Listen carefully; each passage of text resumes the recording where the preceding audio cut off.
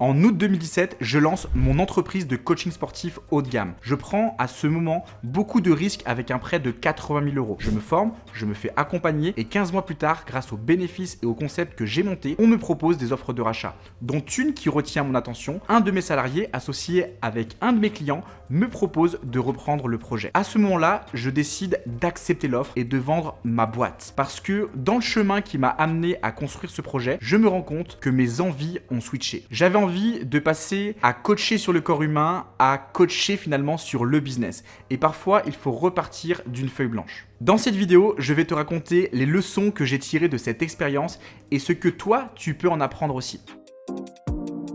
Voici les 3 choses que j'ai apprises. La première, c'est que ce n'est pas forcément un beau moment. Certes, il y a eu une belle réussite et une sorte d'accomplissement, mais j'ose te le dire, ce jour-là, j'ai pleuré. Cela m'arrive très rarement, mais en fait, c'est comme si j'offrais mon enfant. Pour te donner le contexte, les 6 premiers mois de cette activité, je dormais littéralement dans mon club de sport. C'était une aventure humaine extraordinaire et une aventure entrepreneuriale formidable, que ce soit avec mes clients, mes salariés et aussi avec moi-même. En choisissant de vendre l'entreprise, je tournais définitivement une page de ma vie. Une page que j'ai adorée, mais de l'autre côté, je savais aussi que j'allais écrire une autre page, que tout cela aspirait à me permettre de repousser mes limites pour atteindre un prochain niveau de croissance. Quand tu vends une entreprise, on pourrait se dire qu'il n'y a que des bonnes choses, notamment le fait que tu vas retrouver ton temps libre et que tu vas gagner pas mal d'argent. Les gens pensent que tu crées ta boîte, tu la vends, tu prends 10 millions au passage et que tout était prévu depuis le début finalement. Mais non, cela n'a rien à voir.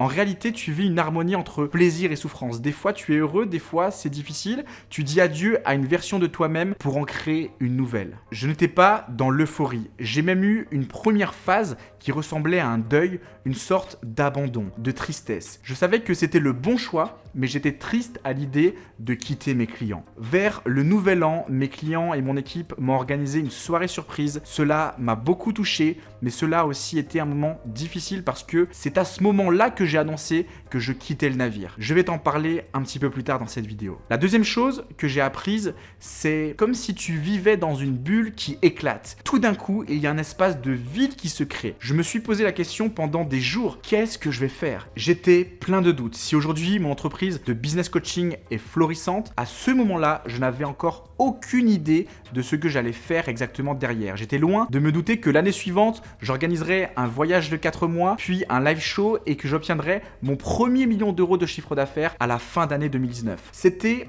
ma deuxième grande leçon. Souvent, on veut être sûr de ce qu'il va se passer. On a besoin de se couvrir, de se garantir que tout va bien aller. Mais c'est une illusion de penser que tu as autant de contrôle sur ton futur. Il faut apprendre à vite embrasser cette forme d'incertitude. Et si tu es prêt à vivre avec l'incertitude, alors ton potentiel de croissance est extraordinaire parce que tu vas faire tomber les barrières les unes après les autres. La dernière chose que j'ai apprise et vécue en revendant ma première entreprise, c'est sur le jugement des autres. L'état d'esprit francophone face au succès est assez spécial. Après avoir vendu mon entreprise fin 2018, j'ai voyagé de janvier à avril 2019 et durant toute cette période, je me suis rendu compte que j'avais certaines relations qui ne collaient plus du tout avec mes valeurs intrinsèques. Je me suis aussi rendu compte que en France particulièrement, contrairement aux autres pays que j'ai visités, la liberté de penser face au succès n'était pas la même. Beaucoup de personnes à qui j'ai raconté mon histoire lors de mon voyage m'ont dit « c'est bien, c'est génial, c'est extraordinaire ». En France, beaucoup de personnes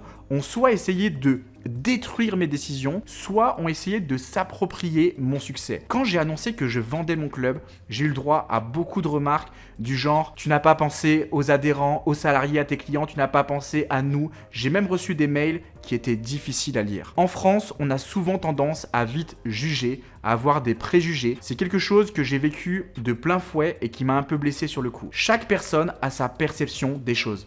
Mais en France, cette forme de jalousie naît parce qu'on a finalement un rapport à l'argent délicat en règle générale. Bien sûr, c'est quelque chose d'universel, partagé à travers le monde, mais de par mon expérience et mes voyages, on est à un niveau trop extrémiste dans notre société francophone. La troisième leçon que j'ai tirée, c'est donc que ton succès va révéler la vraie nature de ton environnement, ainsi que ses failles identitaires. Tu peux créer ta boîte, te donner à 400% dans la bataille et la revente, certaines personnes vont t'encourager et être fiers de toi, ou juste être contents pour toi, d'autres vont vite te juger, te critiquer, quoi que tu fasses. Parfois c'est difficile de soi-même sortir de ces schémas. Pose-toi la question, si aujourd'hui tu as un ami, un proche qui a une forme de succès, quelle est ta perception? Est-ce que tu te dis que c'est génial ou est-ce que à l'intérieur de toi ça t'embête, ça te fait chier? Tu peux ainsi à ce moment-là comprendre comment fonctionne ton propre monde intérieur. Garde cette règle en tête, tu ne peux pas obtenir du succès dans ta vie si tu diabolises le succès des autres. Fais ton chemin, trace ta route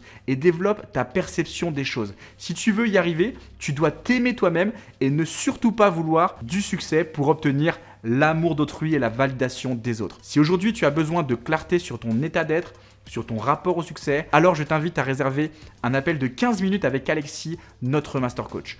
Tu trouveras le lien dans la description en dessous de cette vidéo. Il va t'aider à révéler ton identité gagnante et te permettre d'aller de l'avant pour toi et accomplir enfin des choses extraordinaires. Si tu veux travailler sur toi, c'est une première étape indispensable. Le succès et l'excellence ne sont pas des choses inaccessibles pour toi. Il te suffit de savoir dans quelle direction aller et par quoi commencer.